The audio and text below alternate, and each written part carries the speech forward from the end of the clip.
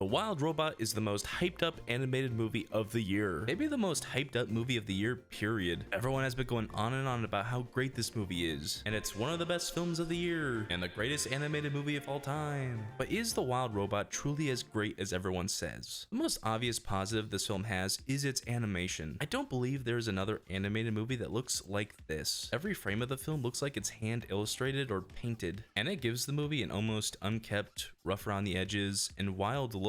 I can imagine a lot of movies might want to have a similar art style to this film just because it looks cool, but the visual language of The Wild Robot works perfectly with the actual themes in the movie. Also, it just looks like a nature painting. Some shots look like a Bob Ross original. Just a bunch of happy little trees.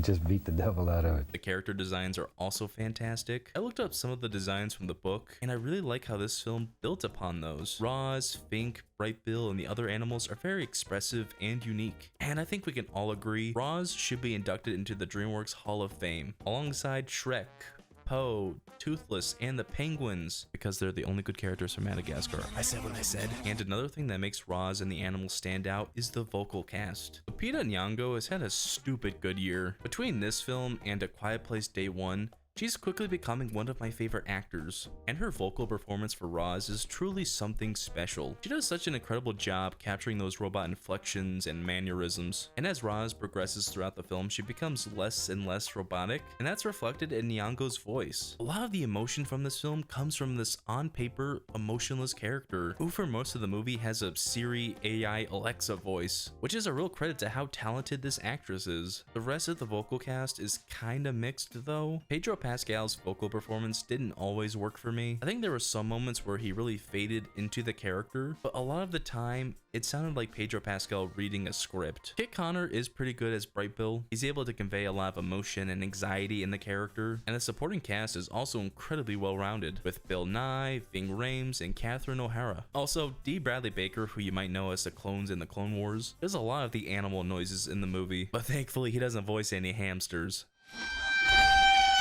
Something I really appreciate about The Wild Robot is the world building. When the first trailer dropped, I was worried that the animals would just talk, and they do, but the film takes the time to give an explanation as to why they talk. Roz takes a seat and deciphers the animal language, and now her and the audience can understand the animal characters. It's a really small detail, but it goes a long way in making this movie more grounded and putting the audience in Roz's shoes. Also, I'm really fascinated by Roz and how her mechanics work. She has 1,000,001 gadgets and gizmos built in her, and it's really cool how the movie makes use of her abilities. There's one cool scene in particular where she's being attacked by raccoons, and her hand separates from her body and starts fighting the raccoons, like that one video with the finger fighting. One of my favorite aspects of Roz as a character is her ability to learn, and even in the first scene of the film, we see her use the countless robotic advancements to live and operate how the animals do, which was genuinely fascinating to watch. The Wild Robot also incorporates real-world animal behaviors. Possums play dead, the raccoons do a bunch of scavenging, the bear is always chasing other animals and looking for food. This island feels like a genuine, living, breathing ecosystem, and that ecosystem is also the basis for a lot of the humor in the movie. This film is surprisingly funny and surprisingly dark. There are so many jokes about the harsh reality these animals live in. Death is around every corner, and everything is trying to eat Fink or Bright Bill or the other small critters, which makes for some good jokes at times. And the movie is also just really adorable, and you find yourself laughing with the characters throughout the runtime, especially as I wrote Ron in my script. I'm just picturing Ron Swanson now. He has to teach this bird how to fly. Especially as Roz struggles to complete her task of teaching Bright Bill how to swim and fly. The one thing people might have issue with is the pacing. The movie begins, and then it wastes no time.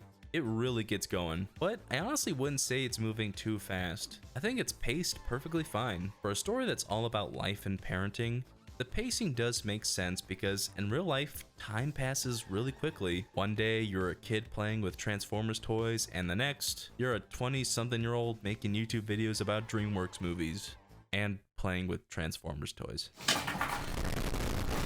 The Wild Robot also has a good bit of action. It's nothing too crazy, nothing on the same level of the Kung Fu Panda movies, or the How to Train Your Dragon movies, but there are a couple really energetic scenes with some really high stakes, like Fink's introduction, which was a fun chase sequence, or this scene where Roz saves Bright Bill from a scary looking fish, or the entire ending battle sequence, which is so climactic. When the humans finally come for Roz, you can feel the weight of it all. You understand what's at stake and just how outgunned our main characters are, so it's thrilling to watch them fight against these foreign invaders. And the animation for the climax of the film is just so stunning. You can see a little bit on screen right now, and it's just so beautiful. I really want to emphasize how this is one of the best looking movies maybe ever. Before I get to my final point, I do want to mention something else. My viewing experience for The Wild Robot was not great. I didn't sleep very much, so I was really tired and I didn't want to be out of the house. And I have a pretty love-hate relationship with my local theater, because it is maybe the most lax and laid-back movie theater ever. Seriously, you could kill a guy in there and the employees wouldn't even budge. They just straight up do not care. And while that normally wouldn't bother me, it did cause some issues this time. When I rolled up to the theater, it wasn't open yet, even though my showing was at 9:15 and the current time was like 9:06. So I was literally the Eric Andre let me in meme. And when I got my ticket, I received this mangled mess of what could be best described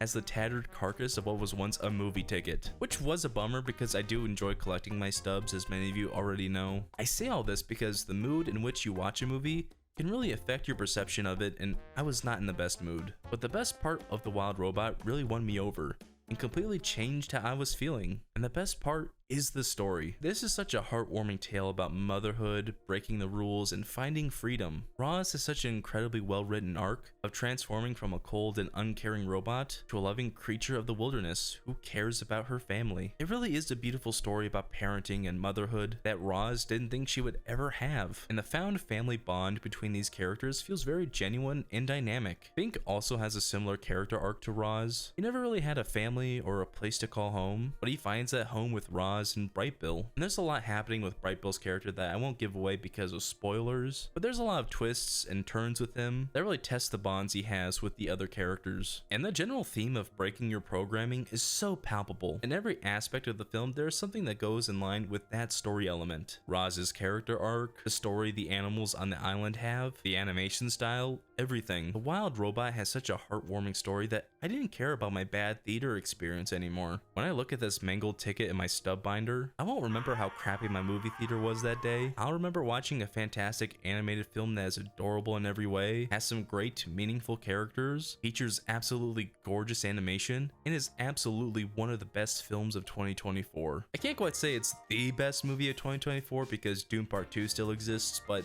it's a close second. But it's certainly the best animated movie of the year, and it's a great comeback for Dreamworks, whose other animated movies were these abominations. So I can definitely say The Wild Robot is absolutely as great as everyone says, and I'm going to give it a 10 out of 10.